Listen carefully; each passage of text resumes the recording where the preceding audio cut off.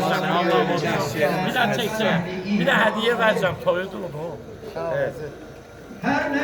Medal vereceğim sana bir de medal. Erinin medalını.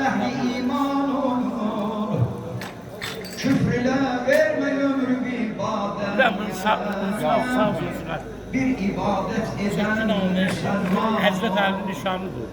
Toyunu tebrik ediyorum. Tapmasın yol hiya ibadetine. Ona güvensin. Çek şunu gel bak. Çek yakından çek. Mesela kabaltanla. Elmine parlar. Abi ne danışsın ona? Ali'nin nuru. Ali'nin nuru diye. Gizlerler. Ali kalbimizdedir.